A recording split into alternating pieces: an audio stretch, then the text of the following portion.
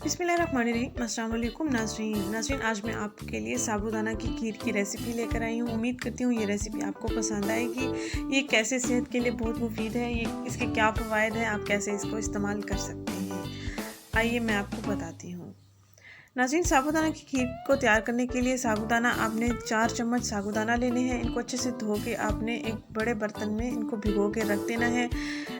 1 cup आपने पानी लेना है। 1 कप पानी में आपने इनको भिगो के रख देना है तकरीबन आधे घंटे के लिए। साबूदाना बहुत ही अच्छा है सेहत के लिए। इसमें कैल्शियम पोटाशियम पाया जाता है जो हमारी हड्डियों के लिए, जो हमारी सेहत के लिए, निज़ाम के लिए, डाइजेस्टिव सिस्टम के लिए बहुत ही अच्छा है। अफ्तारी के बाद अक्सर सीने में जलन रहती है या मैदे में जलन होना शुरू हो जाती है, या गर्मियों का सीज़न चल रहा है तो रोज़े की वजह से हाथों पाँव की जो स्किन है वो भी जलने लगती है। बहुत ही मज़े की ये खीर है, बहुत ही इसकी तासीर बहुत ही ठंडी है और आपकी सेहत के लिए बहुत ही अच्छी है। हमने तकरीबन 1 किलो दूध लिया है। 1 किलो दूध को हमने बॉयल कर लिया है। एक ही उबाल आने के बाद हमने ये सॉक किया हुआ साबूदाना ऐड कर लेंगे जो हमने 30 मिनट के लिए भिगो के रख दिया था। अब हम इन दोनों अज्जा को बॉयल करेंगे, इतना बॉयल करेंगे कि ये गाढ़ा होना शुरू हो जाएगा।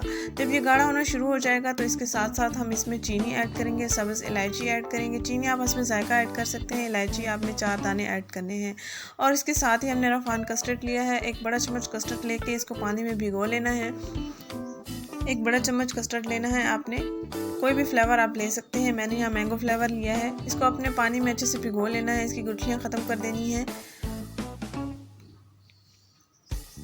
और उसके बाद आपने साबूदाना की खीर जो उबल रही है उसमें आपने इसको ऐड कर लेना है। इस मिक्सचर को ऐड कर लेने के बाद आपने हल्का हल्का इसको चम्मच फेरते रहना है इसमें और इसको गाढ़ा कर लेना है। चीनी ऐड की, इलायची ऐड की और अब हम इस लास्ट पे हम इसमें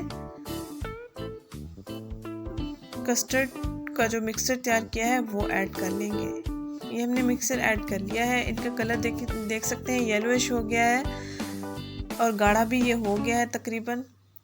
इसको मज़ीद थोड़ी देर उबालेंगे, हम चम्मच हिलाते रहेंगे ताकि ये नीचे बर्तन पे लग ना जाए। और आंच को हम बिल्कुल स्लो ही रखेंगे, ज़्यादा नहीं करेंगे आंच को। इस देख सकते हैं गाढ़ा हो रहा है।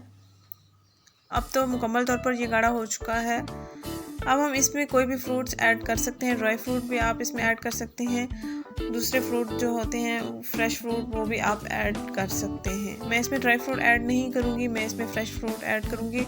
मैं सेब और केला ऐड करूँगी इसमें। अब इससे ज़्यादा भी कोई फल ऐड करना चाहें भी आप कर सकते हैं, या इन दोनों फलों को आप स्किप करना चाहें भी आप कर सकते हैं, ऐसे भी आप इस्तेमाल कर लेंगे।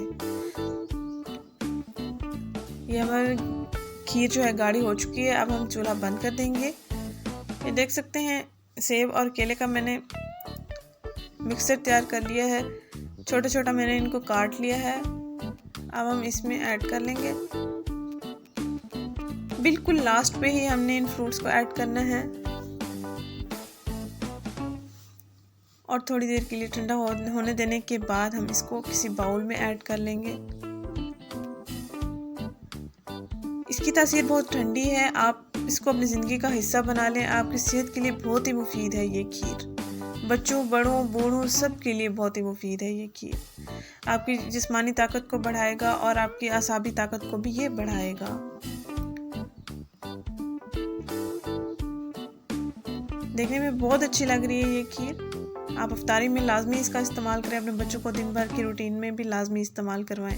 आसाबी ताकत के लिए, जिस्मानी ताकत के लिए, डाइजेस्टिव सिस्टम के लिए बहुत ही बेहतरीन है।